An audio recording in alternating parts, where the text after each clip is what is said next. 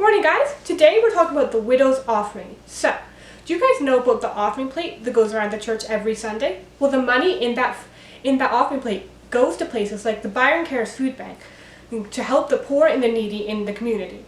So the widows in today's Bible story wasn't necessarily giving to the church or the Byron Cares Food Bank, but she was giving to the temple, which is like a church in Jesus' time.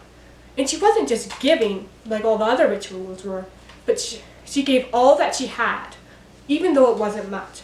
God calls us to be generous just like that widow. In Acts 24 verse 12. So I said Acts 24 verse 12, but I actually meant Acts 20 verse 35. Paul says, it is more blessed to give than to receive. So God calls us to be generous, just like the widows in today's story. Now he doesn't call us to give everything that we have, but he does call us to give and to give generously. So today's craft, we're going to learn about ways in which we can give generously. So let's go to the craft room. Okay, so today we're making coin jars. Now I'm going to show you two different ways you can make them. So first you can make it with just paper like this. So to do this you're going to need scissors, a jar, glue, stickers, and paper. So you're going to need three different types of paper. You're going to need one that can go all around your jar so you can't see any of the jar. You can need a second one that can go partly around the jar like this one, and you're going to need one for the top, so a circle. So what you're going to do is you're going to take your first piece of paper, the big one, and you're going to wrap it around like this until it meets at the back. And then you're going to take some pieces of tape, and you're just going to tape them together like this. Now I'm going to go fast, so just to show you, but you guys can take as much time as you need. So once that's done, you're going to get your second piece of the paper, the smaller one. And there you go. So now you're going to take your top piece, and you're going to need glue for this. Like this.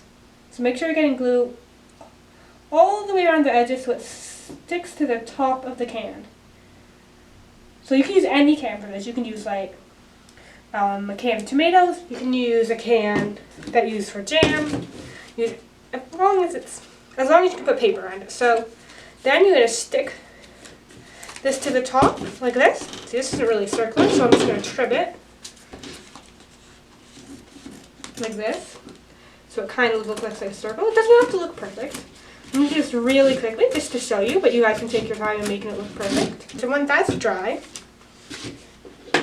you can get a pair of scissors and you cut a hole in the top. You can just decorate it any way you want. You can write your name on here, or you can go I did and write the Bible verse on here. And then you can put your stickers anywhere. You can just draw on it and just have fun with it. Okay, so the second type of coin jar we're going to make is with paint, like this one. So it's super simple to make. So all you're going to do is you're going to get your paint, and you're just going to paint all over the sides of the jar. So you may have to do a few coats to get the color to show. So I'm just going to do one for now just to show you. I'm going to do it super quickly, but I recommend that you guys take your time, and you can add as many colors as you want. You can have like 2 colors, you can have 3 colors, you can have the whole rainbow on here. That'd be super fun. So I'm just going to get the bottom here like this. And once you've done that, you just wait for it to dry. You can just wait for it to dry, and then once it's done, you can add tons of decorations. You can add Google eyes like I did, a nose like a nose here. You can add glitter. You can even draw on it. So you can do anything you want with it. You can make it like a dragon. You can make it a person. Or you can just draw on it. It's super fun and super easy. So I hope you guys had fun with this craft. And this is just a reminder, if you haven't already, go check out the video and the discussion questions on the church website. So my challenge for you this week is to practice generosity by putting as many coins as you can in your coin jar, and you can give them to when you have the chance. You can give them to your favorite mission group, your favorite charity, your favorite volunteer organization. You can even give them to the church. So having said that, have a great week guys, and I'll see you next week.